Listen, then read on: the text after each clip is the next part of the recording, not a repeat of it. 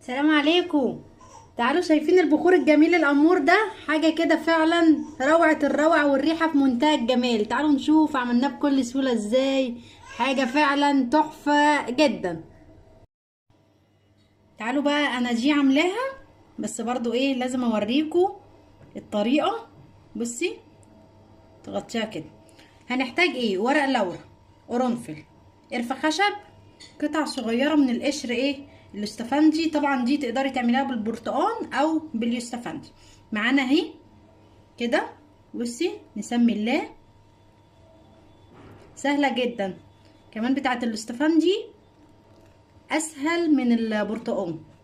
بس احنا ما فيش حاجة صعبة علينا، يعني طالما ايه هنعمل الحاجة بنسمي الله كده وبنعملها، بتطلع معانا ايه جميلة ان شاء الله.